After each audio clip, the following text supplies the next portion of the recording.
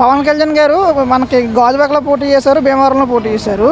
అక్కడ పోటీ చేసినప్పుడు కూడా ప్రజలు అనేది ఆయన్ని జన సైనికులు అనేది కొంతమంది కాపాడుకుందామని ప్రయత్నం చేశారు. కాకపోతే ఏంటంటే ఇంతకుముందు వైసీపీలో చేసిన కుట్రల్లో వాటిల్లో ఏంటంటే మాట్లాడితే సీఎం జగన్ గారు మూడు పిల్లలు అంటారు కదండి.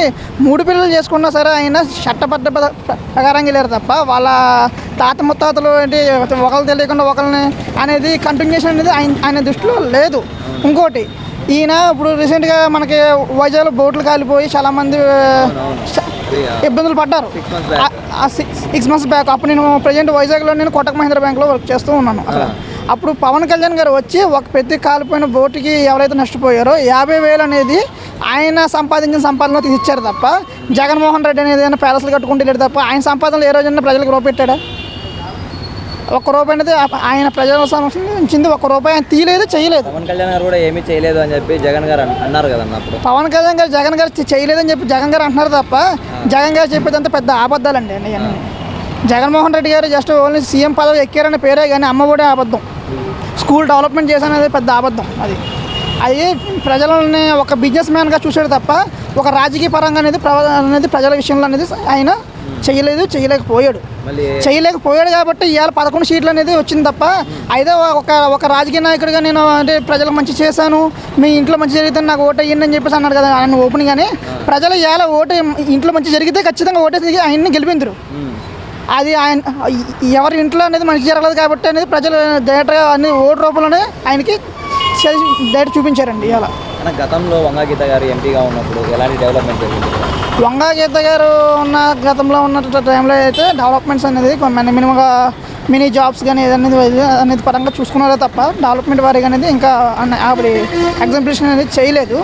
ఈసారి ఏంటంటే పవన్ కళ్యాణ్ గారు వచ్చారు కాబట్టి మాకు పైనుంచి నిధులు వస్తాయి. మాకు పిఠాపురం అనేది వరల్డ్ వైజ్గా ఇప్పుడు మాకు బాగా ఫేమస్ అయ్యింది. దానికి తోడు ఏంటంటే ఐక్యరాజ్య సమితిలోని ఒక దేశం కోసం ప్రజల కోసం ఎవరైతే శ్రమిస్తారో వాళ్ళకే స్పీచ్ ఇచ్చే అవకాశం ఉంటుంది.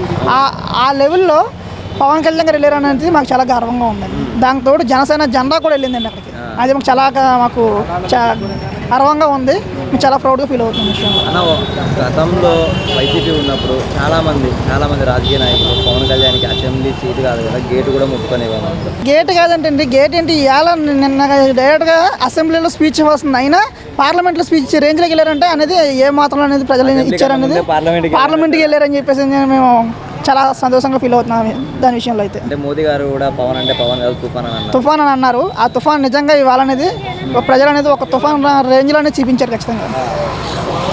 ఎలా ఉండబోతుంది అనుకుంటారు ఈ 5 సంవత్సరాలు? ఈ 5 సంవత్సరాల్లో పవన్ కళ్యాణ్ గారు గెలిచిన మరుక్షణంలో ఒక ప్రెస్ మీట్ పెట్టారండి. ఆ ప్రెస్ మీట్లో ఏంటంటే ఇంతకుముందు చేసిన పరిపాలనలో వాళ్ళందరి మీద కుట్రపరిత రాజకీయాలు అనేది మనకు వద్దు, ప్రజలు మనకి ఇచ్చిన అవకాశాన్ని మనం నెరవేర్చుకుంటూ వెళ్దామే తప్ప కక్షాపూరిత రాజకీయాలు అనేది మనకు వద్దు, ఎటువంటి కక్షాపూరితలు అనేది చేయొద్దు అని చెప్పేసి ఓపెన్గా అనేది ఏ నాయకుడు అనేది చెప్పలేరన్న. అలాగా ఆయన సిద్ధాంతాలు కానీ ఆయన సంబంధించిన ఆయన అధికారం కానీ ఏదైనా సరే అనేది ప్రజల కోసం ఆలోచిస్తారు తప్ప ఆయనకి ఏంటన్నా ఒక సినిమా తీసుకుంటే ఒక 10-20 కోట్లు వచ్చి పడుతుంది. అలాంటిది ఆయన సుఖాలను వదిలేసుకొని వచ్చి ఇలా జనాల కోసం పాటుపడుతున్నాడంటే ఆయన నిజమైన నాయకుడు అంటే మాకు తల్లి అందరినీ వదులుకొని వచ్చి ఇక్కడ మా కోసం వచ్చారన్న పిఠాపురం. అలాంటి వ్యక్తిని ఇలాంటి మాటలు మాట్లాడిన వాళ్ళకి ఏమని చెప్పాలనుకుంటున్నారు?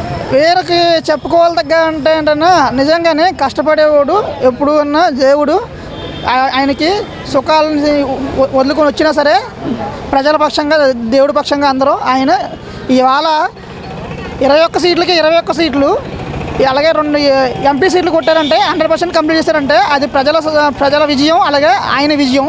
అనుకున్నారా 21 సీట్లు గెలుస్తారని? ఫస్ట్ మీరు 21 సీట్లు గెలుస్తారని చెప్పేసి నేనైతే అనుకోలేదన్నా. నేనే నమ్మలేకపోయాను. అది ప్రజలు ఏంటంటే అంత విధంగా ఆయన్ని ఆదరించారు. ఆ విధంగానే పవన్ కళ్యాణ్ గారు కూడా మాకు సపోర్ట్ చేస్తారని చెప్పేసి పవన్ గారికి కాపు ఓట్లే కదన్నా, ప్రతి ఒక్క ఓటు కూడా ఆయనకి పడింది. ఎందుకంటే సపోజ్ మనం మాట్లాడుకోవాలనుకుంటే కులం పరంగా గట్ట కాదు కానీ ఒక దేశ పౌరుడు పరంగా ప్రతి ఒక్కడు దేశం కోసం ఆలోచించేవాడు కాబట్టి నాకెందుకులో ఓటు అని చెప్పేసి ఎక్కడో హైదరాబాద్లోనూ యూరోప్లో ఎక్కడెక్కడ ఉన్న వాళ్ళు కూడా కదిలి వచ్చారంటే ఆ ఓటు యొక్క ప్రభావాన్ని అలాగా వాళ్ళు లాస్ట్ 5 సంవత్సరాల నుంచి వాళ్ళు భరిస్తున్న బాధలను గట్ట అన్నిటిని అలాంటి చీడ పురుగులను దూరంగా కొట్టాలనే ఉద్దేశంతోనే ఇలా దూరం నుంచి వచ్చారండి ప్రతి ఒక్క ఓటు వేయడానికి.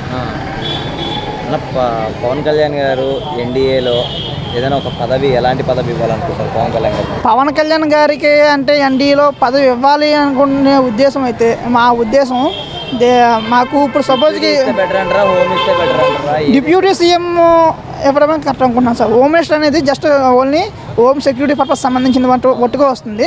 డిప్యూటీ సీఎం అయితే సీఎం తర్వాత సీఎం అండి. ఏ అధికారం అయినా సరే, ఏ నిర్ణయం అయినా సరే ఒకవేళ చంద్రబాబు నాయుడు కూడా తీసుకోలేని పక్షంలో కూడా పవన్ కళ్యాణ్ గారు ఆలోచించి నిర్ణయం తీసుకునే అవకాశాలు అయితే ఉంటాయండి దానికి.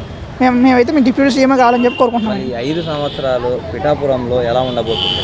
రత్నాలండి, చూసుకోవాల్సిన పని లేదు. ఇంకా పిఠాపురం అనేది ఇంకా ఆటోమేటిక్గా ఒక స్వర్గానికి మారుస్తారండి ఆయన. డెవలప్మెంట్ చేస్తారని నమ్ముతున్నారా? డెవలప్మెంట్ చేస్తారని నమ్ముతున్నాం కాబట్టి మేము ఇలా ఓట్లేసి గెలిపించుకున్నామని ఆయన్ని.